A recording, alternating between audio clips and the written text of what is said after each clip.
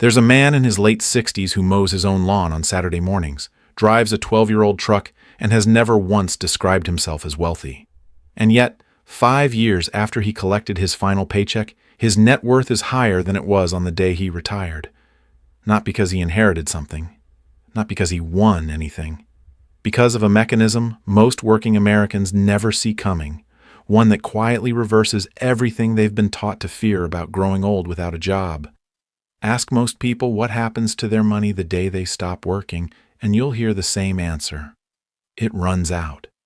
Slowly, painfully, like sand draining from an hourglass you can't flip back over.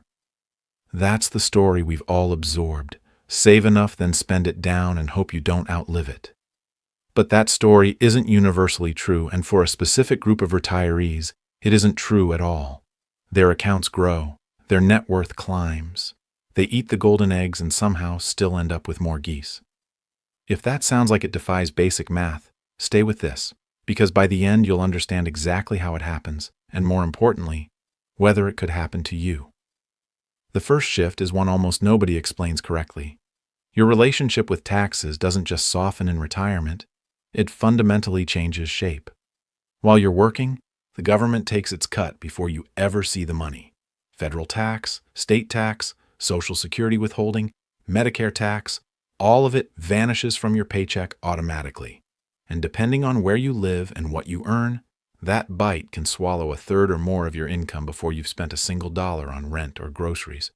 Retirement rewires that entire structure. Your income stops being one large taxable salary and instead becomes a blend, part Social Security, part withdrawals from retirement accounts, sometimes rental income or dividends layered on top. And crucially, these income sources are not taxed the same way a paycheck is. Take Social Security. Depending on your total income, only a portion of it, sometimes as much as half, and for higher earners up to 85%, actually counts as taxable income at all. The rest is effectively untouched by the IRS. Now stack that against the standard deduction, which typically runs a little over $16,000 for a single filer and a little over $32,000 for a married couple filing jointly, with both figures adjusted upward most years for inflation. Add in the extra deduction the IRS grants specifically to filers 65 and older, roughly $2,000 more if you're single, and over $3,000 combined if you're a married couple where both spouses qualify. Then layer on a newer, temporary senior deduction, worth up to $6,000 per qualifying person, phasing out only once income climbs into higher brackets. Suddenly, a retired couple pulling in a comfortable income can end up with a shockingly small slice of it actually taxed.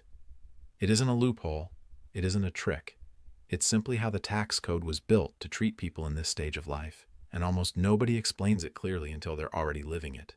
But taxes are only half the equation. The other half is what happens to your spending, and this is where the transformation becomes almost invisible in real time. Picture everything tied to simply having a job.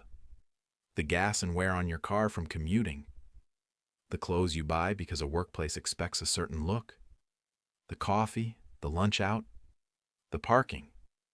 None of that announces itself as a single dramatic expense. It just quietly bleeds money week after week for decades. Retirement doesn't just pause that bleeding.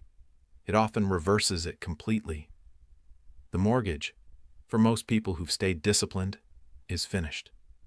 The children are grown, no longer requiring tuition, activities, or endless daily needs. And something more subtle happens too. When you're working full-time, you are, in every practical sense, time poor. You pay for convenience because you have no alternative. Takeout instead of cooking, a landscaper instead of your own two hands, a cleaner instead of a free Saturday.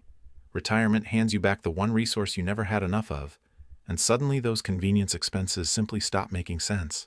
It isn't glamorous. It's also thousands of dollars a year staying in your pocket instead of leaving it. Now here's where it gets genuinely fascinating, because even while all of this is happening, something else is working in the background, something that started decades before retirement ever crossed your mind. Compound growth. Early in your working life, compounding feels almost insulting in how slow it moves. You contribute steadily, you check your balance, and the growth looks laughably small compared to the effort. But compounding isn't a straight line. It's a curve that bends upward the longer it's left alone. The first 2 decades of saving are mostly you doing the heavy lifting, paycheck after paycheck. The final stretch before retirement is where the money finally starts doing the work itself. And by the time someone reaches their 60s, it's common for the majority of their portfolio's value to have come not from what they contributed, but from decades of dividends, interest, and market growth stacking on top of itself. And critically, that growth doesn't stop the moment you stop working. As long as you're not draining the account all at once, and disciplined retirees rarely are, the portfolio keeps compounding even as you withdraw from it. You take a few eggs, the goose keeps laying more. Social Security plays a quieter but equally important role in this picture, one that's easy to underestimate if you've absorbed the cynicism around it. It won't be there. It's going broke. You've heard it all.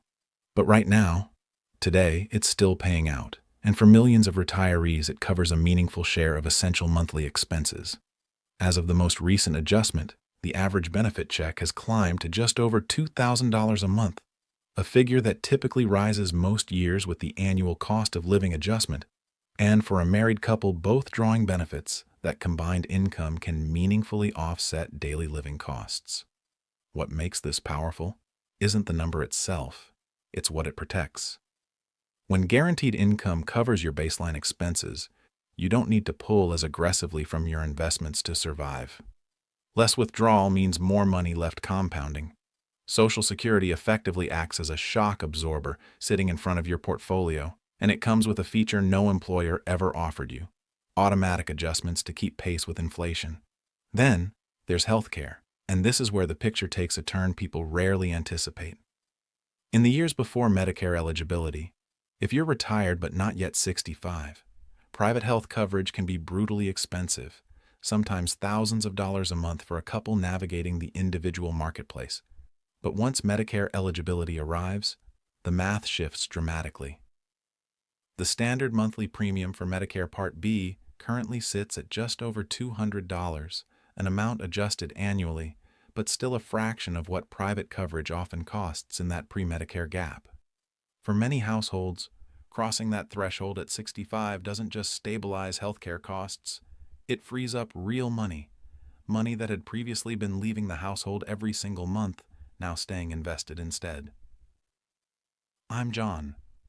If any of this is reshaping how you think about your own retirement plan, this channel exists exactly for that reason, breaking down exactly how money really behaves at each stage of life so you can plan with clarity instead of guesswork. Subscribe if you want more of this because we're not finished yet. And the next piece might be the most overlooked of all. Housing is where some of the largest, quietest wealth shifts happen. Someone who has lived in the same home for 30 years, paid off the mortgage, and raised a family within its walls is often sitting on decades of appreciation they rarely think about as liquid wealth. Downsizing unlocks it. Sell a home that has appreciated substantially, much of that gain often shielded by tax exclusions available on a primary residence, and move into something smaller and easier to maintain. The difference between what you sold and what you bought doesn't disappear. It becomes new investable capital, working alongside everything else that's already compounding. Add in lower property taxes, lower utilities, lower maintenance, and you've reduced ongoing expenses while simultaneously growing your net worth in a single transaction. Not everyone is emotionally ready to leave a home full of memories, and that's a legitimate human hesitation. But for those who are, it can be one of the single largest wealth accelerants available in this stage of life. And then there's the income people don't expect to keep earning at all. Plenty of retirees end up doing some form of part-time work or consulting, not out of necessity, but because total idleness rarely suits anyone for long. The difference is that this income arrives without financial pressure attached to it. Basic expenses are already covered by savings and Social Security, so whatever comes in from a small side project, freelance work, or occasional consulting doesn't go toward survival. It goes straight into savings or investments. It's income earned entirely on their own terms, with no boss, no commute, and no obligation, and every dollar of it compounds the same as everything else. Occasionally, windfalls arrive too. Inheritances tend to land in someone's 60s or 70s more often than any other stage of life. A parent's estate, a matured asset, the sale of a property held for decades. These aren't things anyone plans around, but when they arrive, they land on top of a financial picture that's often already stable, pushing net worth higher than most retirement projections ever accounted for. None of this is automatic, and it would be dishonest to pretend otherwise. Every mechanism described here assumes something foundational happened first, that saving was consistent for decades, that debt wasn't carried into retirement, that spending stayed within means, and that withdrawals were paced with discipline rather than urgency. Skip those foundations, and the story flips entirely. Wealth doesn't quietly grow in retirement, it quietly disappears. The retirees watching their net worth climb while they're out on a Tuesday afternoon aren't lucky.